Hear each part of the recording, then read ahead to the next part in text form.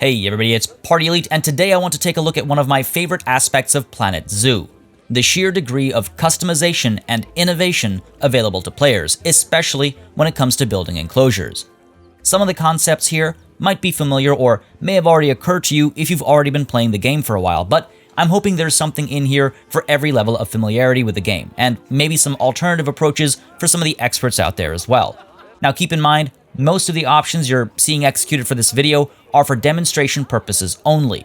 I did not spend hours crafting parts that didn't directly relate to the topic at hand, so please excuse the starving and unhappy animals and the overall thrown together look of things. If you want to see some serious enclosure construction with details and all, you'll have to tune in to the Let's Play I'm kicking off soon. I'm really looking forward to spending a lot of time designing interesting experiences for guests and for animals, so I think that's going to be a lot of fun. But for now, without further ado, let's take a look at 3 unique ways to build enclosures. The cave. Let's kick things off with a relatively simple one. The cave can exist in 2 formats: a shallow one, which really is just a more impressive window area, and a deep one, which allows you to get more mileage from your real estate and create some interesting viewpoints. The shallow cave is pretty standard. Set up a regular barrier, make a section of it concave, and make that concave area glass. The rest of your barrier can be made using anything from natural rock and wooden pieces to sharp terrain ridges, but the glass area is most easily built using a traditional barrier piece. Then, find various rock faces and foliage to disguise the area and to create a shelter for guests and for the animals on the other side.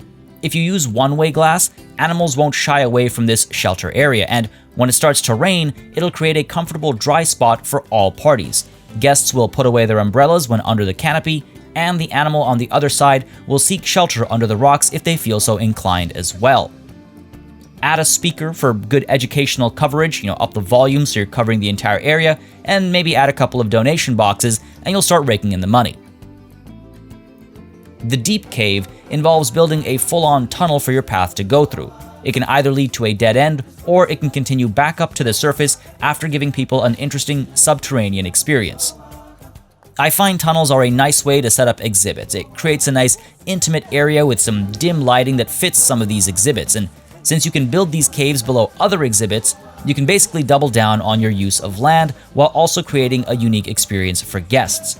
You'll want to add a lot of natural decoration and lighting to make things really pretty, and with branching paths and color-coded lighting, you can create a pretty fun underground maze of exhibitions.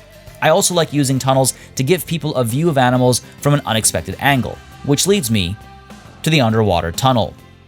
The underwater tunnel can just be a regular tunnel as well, excluding water just to give a lower viewpoint, but for this example, we're going to get some hippos involved and show how water can be used. Similar to the deep cave, you begin by tunneling the path down. I went really deep because I wanted to show the limitations of depth with water as well. Now then, using the flatten to foundation option, you can quickly flatten the area around the path. You'll notice I try to make 2 different kinds of viewing points in this video. One uses a regular glass barrier through and through, and the other uses a glass barrier embedded into terrain, so the actual soil and mud is basically used to create a bit of a window.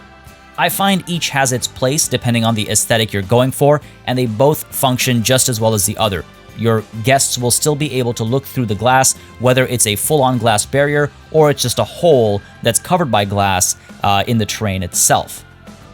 Now, when setting up the barriers, you can use the terrain and null barriers as well as regular style barriers to block things off where necessary and make sure that animals aren't able to escape. And you can use the above ground viewpoints as well as the underwater tunnel to set up donation boxes and education boards and speakers. Once you're all set up, you can use the water tool under terrain and select a height at which you want the water to sit. In my case, I wanted the underwater path to be completely submerged.